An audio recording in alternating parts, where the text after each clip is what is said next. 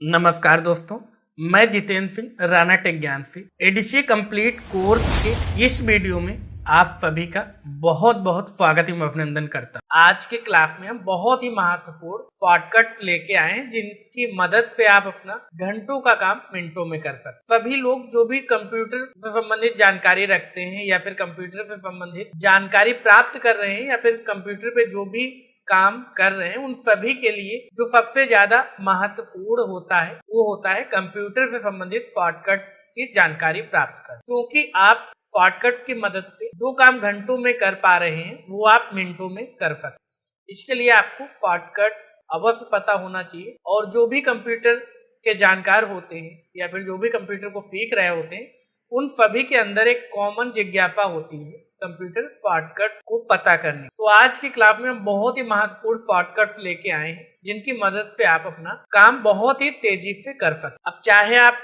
किसी ऑफिस में काम कर रहे हैं, चाहे आप स्टूडेंट हैं या फिर आप कंप्यूटर सीख रहे हैं, सभी के लिए ये क्लास बहुत ही महत्वपूर्ण होने वाली है, क्योंकि आप सभी को कंप्यूटर से संबंधित शॉर्टकट्स पता होना चाहिए ताकि आप अपने काम को तेजी से कर पाएं और बिना किसी त्रुटि। साथ ही आप अपने ऑफिस में, आप अपने ग्रुप में एक बहुत ही जानकार व्यक्ति माने जाएंगे अगर आप इन शॉर्टकट्स को याद कर लेते हैं। आपको शॉर्टकट्स याद करने की भी आवश्यकता नहीं है, सिर्फ आपको इन शॉर्टकट्स को उपयोग करना है। जैसे जैसे आप शॉर्टकट्स का उपयोग करते जाएंगे तो शॉर्टकट्स आपको हमेशा के लिए याद हो जाएंगे और आपको उन्हें अलग से याद करने की भी आवश्यकता नहीं, क्योंकि जब तक हमें शॉर्टकट्स का पता नहीं होता है, उनकी जानकारी नहीं होती है, तो अपना ज्यादातर काम हम माउस से करते। तो अगर आपको कीबोर्ड के शॉर्टकट्स पता हो जाते हैं तो आप बिना माउस के लगभग 70 से 80% तक काम अपना कीबोर्ड के माध्यम से, कीबोर्ड के शॉर्टकट्स की मदद से आप कर सकते हैं, जिससे आपका टाइम भी बचेगा और आप अपने काम में गुणवत्ता भी ला पाएंगे और तेजी भी ला पाएंगे। साथ ही आप अपने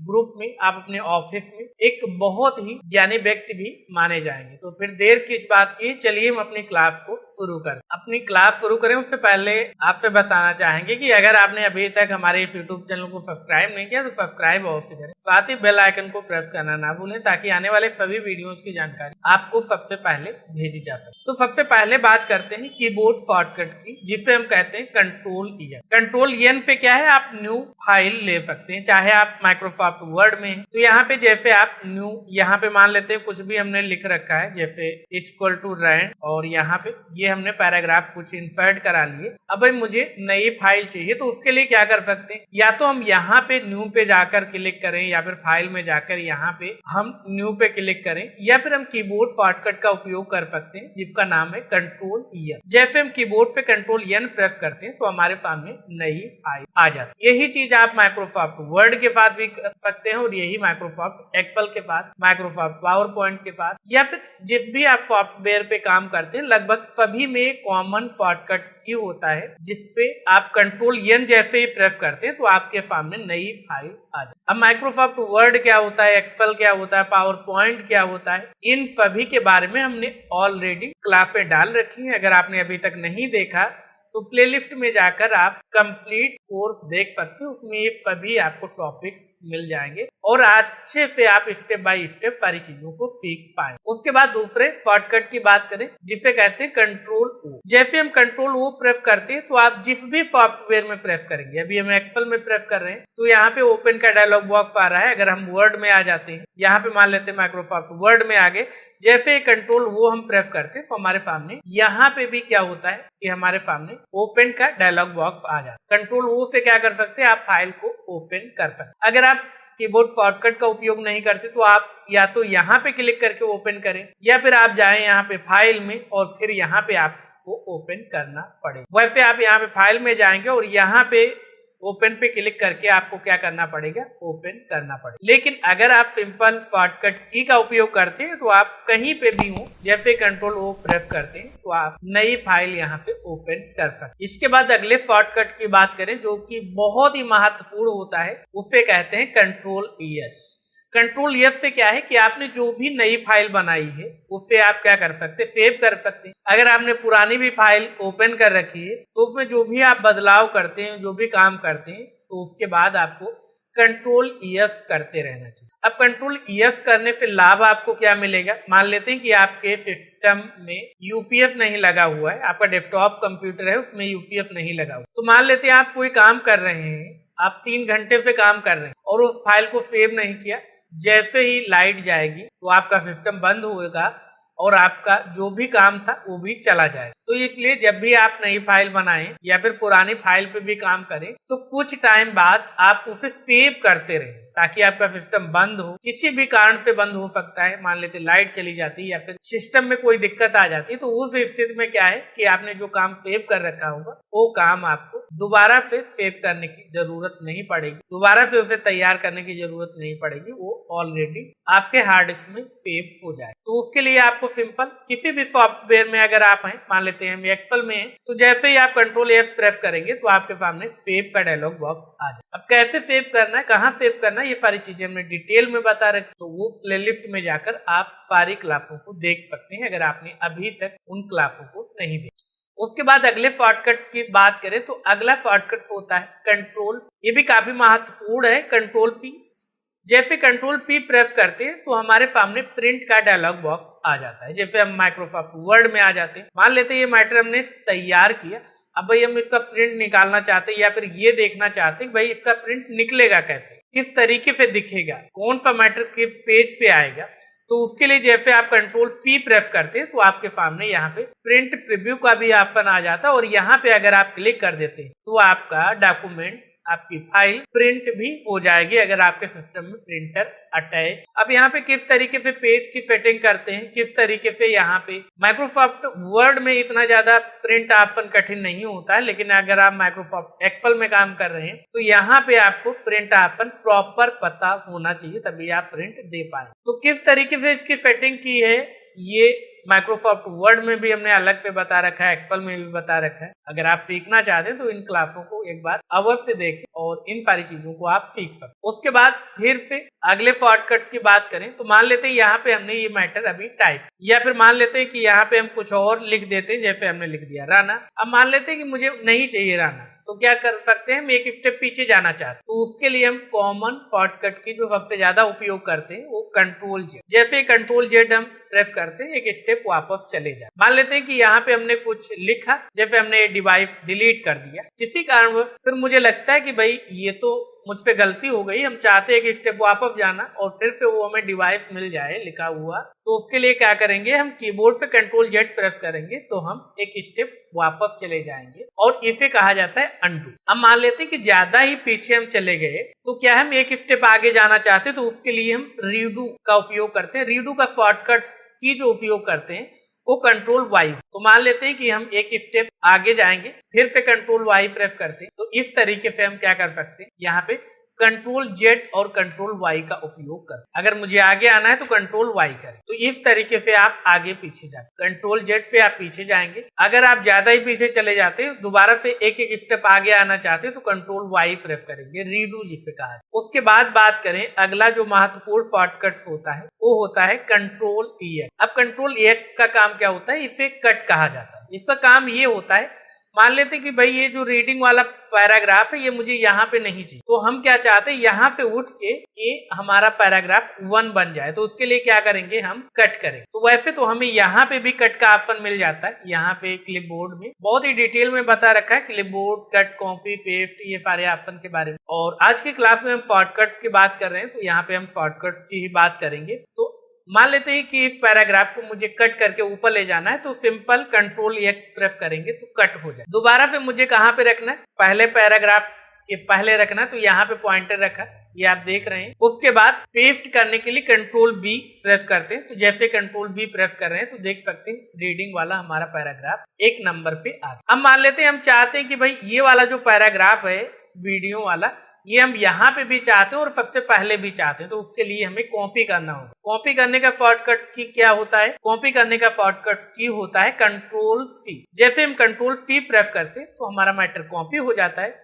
और उसके बाद कहाँ पे चाहिए, मुझे पहले चाहिए, तो यहाँ पे पॉइंटर रखेंगे और कंट्रोल V कर, तो आप देख सकते हैं हमारे यहाँ पे भी मैटर आ गया वीडियो वाला पैराग्राफ और यहाँ पे भी आ गया। तो यहाँ पे ये पता चल गया भी कंट्रोल X से कट होता है, कंट्रोल C से कॉपी होता है। और कट या कॉपी करने के बाद आपको पेस्ट करना होता है, जिसका शॉर्टकट की कंट्रोल V होता है। कंट्रोल V जैसे प्रेस करेंगे आप तो क्या होगा, आपने जो भी मैटर कट या कॉपी कर रखा होगा वो पेस्ट हो जाए। उसके बाद जो अगला महत्वपूर्ण शॉर्टकट होता है यहाँ पे वो होता है कंट्रोल E। अब भाई कंट्रोल E का काम क्या होता है, मान लेते हैं कि मुझे सारा मैटर सेलेक्ट करना है। अब कोई भी कारण हो सकता है सेलेक्ट करने के लिए, मान लेते हैं हमें इसका फाउंट बदलना है, इसका साइज बदलना है, इसका कलर बदलना है, तो उस स्थिति में हमें पूरा मैटर सेलेक्ट करना हो। तो सेलेक्ट करने के भी कई सारे हमने मेथड बता रखे हैं, लेकिन यहाँ पे हम शॉर्टकट्स की बात करें तो मान लेते हैं सारा मैटर मुझे सेलेक्ट करना है, तो उसके लिए हम कंट्रोल A कीबोर्ड से प्रेस करेंगे तो सारा मैटर हमारा सेलेक्ट। अब कोई भी बदलाव कर सकते हैं, इसके साइज को बढ़ा सकते हैं, घटा सकते हैं, कलर कर सकते हैं, फाउंट बदल सकते हैं, कुछ भी आप यहाँ पे कर, तो ये सारी चीजें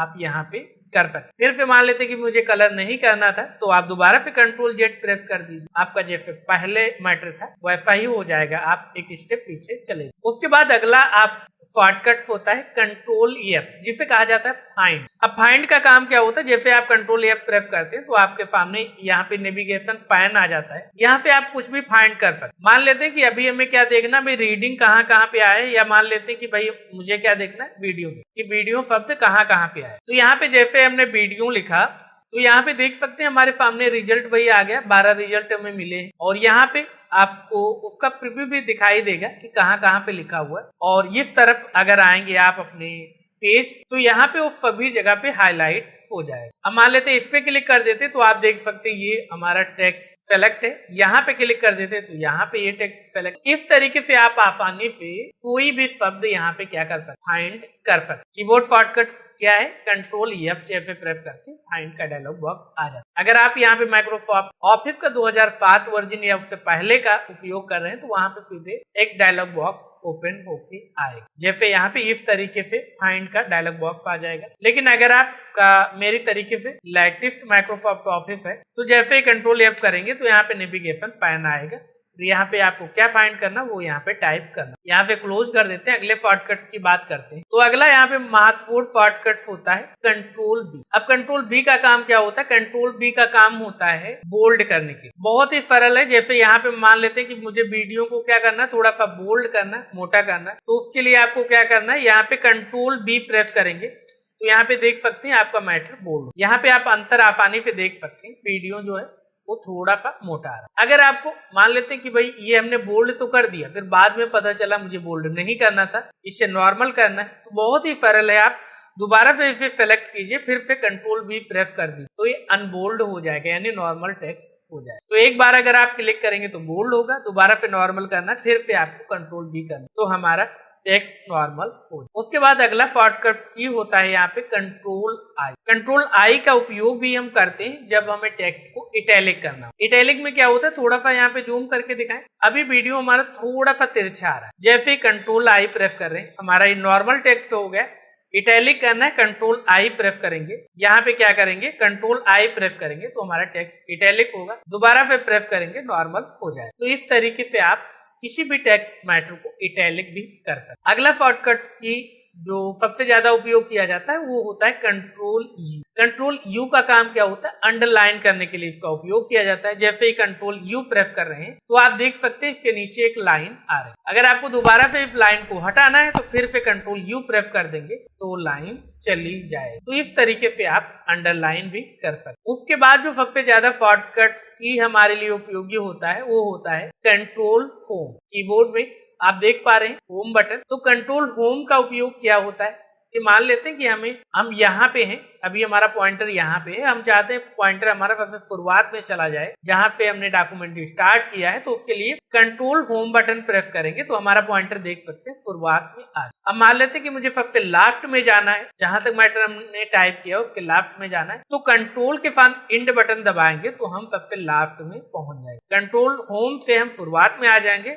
कंट्रोल इंड से हम लास्ट में पहुंच जाए। उसके बाद जो अगला शॉर्टकट की होता है उसके लिए यहाँ पे हमें फिर से थोड़ा सा और मैटर लेना होगा। मान लेते हैं यहाँ पे हमने 10,10 यानी 10-10 लाइन के 10 पैराग्राफ चाहिए, तो ये हमने फार्मूला लगा। यहाँ पे कॉमा पहले लगा हुआ है, इसे हटा देंगे और इस तरीके से देख सकते हैं। अब हमारा मैटर जो है यहाँ पे देख सकते 5 पेज हमारा मैटर। अब यहाँ पे क्या चीज होती है, मान लेते हैं अगर हम नॉर्मल पेज अप प्रेस करते हैं कीबोर्ड में, पेज अप पेज डाउन, दो हमारे कीबोर्ड में जो स्टैंडर्ड कीबोर्ड होता है उसमें page up page down 2 button होते हैं। मान लेते हैं पेज अप हम प्रेस कर रहे हैं तो क्या होता है, एक ही पेज पे थोड़ा थोड़ा ये ऊपर जा रहा है। अब मान लेते हैं सीधे मुझे अभी क्या है, हम पेज नंबर 2 पे, सीधे मुझे यहाँ पे हम चाहते हैं कि जैसे ही पेज अप प्रेस करें सीधे एक नंबर पेज पे पहुंच जाएं, तो उसके लिए आप कंट्रोल के साथ पेज अप प्रेस करेंगे। तो अभी जैसे हम कंट्रोल के साथ पेज अप प्रेस करेंगे तो क्या होगा, सीधे हम अगले पेज पे पहुंच जाएंगे। अभी नॉर्मल पेज अप कर रहे हैं तो हमारा थोड़ा थोड़ा जितना हमारा स्क्रीन है उस हिसाब से पेज ऊपर जा रहा है। अगर हम सीधे अगले पेज पे ही जाना चाहते हैं तो उसके लिए कंट्रोल पेज अप करें। आप देख सकते हैं 1 नंबर पेज पे हम आ गए। यहाँ पे अगर आपको स्टेटस बार में दिखा 1 नंबर पेज पे हैं अभी, और हम यहाँ पे जूम आउट करते हैं और जैसे हम कंट्रोल पेज डाउन करेंगे तो हम अगले पेज पे पहुंच जाएंगे। यहाँ पे देख सकते हैं पेज नंबर 2, फिर से कंट्रोल पेज डाउन कर रहे हैं पेज नंबर 3, फिर से control page down page number 4, और इस तरीके से हम पेज नंबर 5। तो इस तरीके से अगर आप कंट्रोल के साथ पेज अप पेज डाउन करते हैं तो आप एक एक पेज आप आगे पीछे जाएंगे। अगर पेज अप कर रहे हैं तो एक पेज ऊपर जाएंगे, पेज डाउन कर रहे हैं तो एक पेज नीचे। अगर आप केवल और केवल पेज अप पेज डाउन का उपयोग करेंगे तो आपका जितना स्क्रीन है उस हिसाब से पेज अप और पेज डाउन।